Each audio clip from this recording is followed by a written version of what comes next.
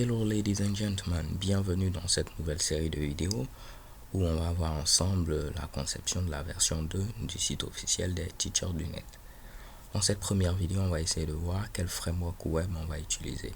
Là, j'ai le choix entre Laravel, Ruby on Rails et Django. Je sais que les trois vont faire l'affaire, mais je n'arrive pas à me décider.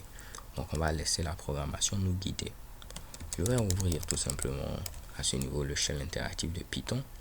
Et au niveau de Python, il existe un module random, ok, au niveau duquel on a une méthode qui a pour nom choice.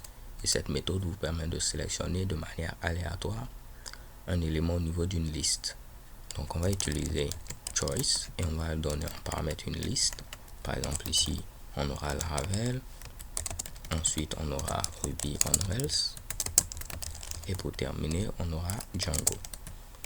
Et je vais lui demander de nous sélectionner le framework qu'on va utiliser de manière aléatoire. Et mamma mia, il a choisi Laravel. Ok, donc vous pouvez voir que c'est vraiment aléatoire. Ça peut être Django ou Ruby on Rails, mais là, il a choisi Laravel. Donc pour la version 2 du site officiel des Teachers du Net, ce sera Laravel. Donc tout ce que je vais faire, c'est quoi? CTRL D à ce niveau pour sortir. Je vais me rendre au niveau de mon dossier Laravel. C'est un dossier dans lequel je mets l'ensemble de mes projets Laravel. Ok. Là, j'ai juste créé un raccourci qui me permet de me rendre directement dans ce dossier-là. Par exemple, j'ai un autre raccourci RF qui me permet de me rendre dans le dossier qui contient mes projets Rails. On les appelle des alias. Ok. Et je peux faire aussi DJF pour me rendre au niveau du dossier qui contient mes projets Django. Et là, on va utiliser Laravel, donc je fais LF avec cet alias là. Donc pour utiliser Laravel, c'est vraiment très simple. Là, il faut vous rendre sur laravel.com. Vous aurez toutes les informations concernant comment installer Laravel et tout. C'est au niveau d'installation. En gros, il faudrait que PHP soit accessible en ligne de commande. Si PHP n'est pas accessible en ligne de commande, par exemple, moi j'ai PHP. Ici, j'ai la version 7 de PHP, comme vous pouvez le voir à ce niveau-là. Donc, si je réussis à afficher ceci, c'est que PHP est accessible en ligne de commande. Si vous êtes sous Windows et ce n'est pas votre cas, vous pouvez regarder l'une de mes vidéos. Vous mettez PHP n'est pas accessible comme ceci. Vous aurez ici normalement ma vidéo également en résultat. Donc, je vais continuer en ligne de commande. Et voilà, c'est cette vidéo-là. Vous pouvez regarder pour ajouter PHP à votre path. Si vous êtes sous Linux comme moi, je vous fais confiance, vous pouvez le faire. Maintenant, après, il vous faut avoir Composer. Composer, qu'est-ce qu'on appelle un gestionnaire de dépendance.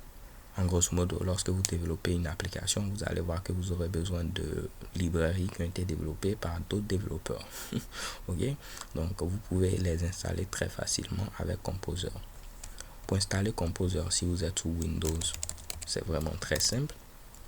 Vous n'aurez qu'à venir au niveau de Download. Vous aurez ici un fichier que vous pouvez télécharger. Je crois que si vous venez au niveau de Getting Started, voilà, c'est un peu plus simple. Vous venez au niveau de installation sous Windows. Vous devez télécharger ceci. Et normalement, suivant terminé, Composer sera installé au niveau de votre machine. Après, si vous faites Composer-version, vous allez voir la version de Composer qui est installée. Dans mon cas, 1.0. Ok. Donc, une fois que Composer est installé, pour installer Laravel, c'est très simple. Il y a plusieurs moyens. Vous pouvez utiliser ce qu'on appelle Homestead, ainsi de suite. Mais là, on va faire quelque chose de très simple. Vous allez utiliser tout simplement Laravel Installer. Laravel Installer, il vous permet, si vous souhaitez créer une nouvelle application, de faire Laravel New, le nom de votre application. Ok. Pour installer Laravel Installer, vous copiez tout simplement cette ligne-là. Vous la collez à ce niveau. Donc, je vais enlever Laravel New que j'ai mis ici. C'est Composer Global Require, c'est simplement ceci. Vous copiez et vous collez. Moi, j'ai déjà Laravel Installer. Si je fais Laravel, vous voyez que j'ai bel et bien Laravel Installer. Donc, je ne vais pas refaire ceci. N'oubliez pas, si vous finissez de faire ceci, d'ajouter ici le dossier dans lequel va se trouver ici Laravel Installer à votre path. Ok. Si vous avez des difficultés, normalement, si vous regardez la vidéo qui est présente ici, ok, vous verrez comment ajouter un dossier à votre path. Donc, vous faites pareil pour le dossier dans lequel va se trouver ici Laravel Installer. Donc après, vous voyez que pour créer un nouveau projet, c'est facile. Si vous n'avez pas pu installer Laravel Installer, vous pouvez utiliser cette deuxième méthode là qui vous permet de mettre composer create project -preferred list Laravel et après vous mettez le nom de votre projet. Ok, donc si ça n'a pas fonctionné pour vous et vous ne savez pas comment ajouter quelque chose à votre PAF, vous pouvez tout simplement copier ceci et remplacer blog par, à ce niveau là, le nom de votre application. Moi je vais faire ici donc Laravel new. Le nom de notre application ce sera TDN V2 comme version 2 du site officiel. Je valide et normalement ici notre application sera créée très facilement. Donc vraiment rien de bien compliqué les gars, comme vous pouvez le voir. C'est terminé, on me dit que mon application est prête. On nous souhaite bonne chance pour la conception de notre magnifique application. Il nous a généré une clé. Ok, et là tout ce que j'ai à faire c'est me rendre dans notre dossier TDN qui représente maintenant notre application et je vais taper PHP artisan serve. Cela nous permet de démarrer ici notre serveur. Ok, donc je fais PHP artisan serve, notre serveur est démarré. Si là je fais maintenant localhost 8000, checkez, vous voyez tout s'est bien passé, je vois Laravel 5, c'est-à-dire que tout est ready pour qu'on puisse maintenant démarrer. Ce que je vais faire ici c'est quoi? Je vais ouvrir Sublime Text, donc je vais d'abord fermer plutôt ce projet Django là, et là tout ce que je vais faire ici c'est ouvrir mon application au niveau de Sublime Text. Si vous êtes sous Windows, vous pouvez faire simplement un petit glisser déposer. Donc une fois que c'est fait, normalement je suis prêt à commencer. J'ai la structure de base d'une application Laravel comme vous pouvez le voir ici. Et ce que je souhaite faire dans ce premier jour là, ce sera quoi? Ce sera principalement finir la page d'accueil.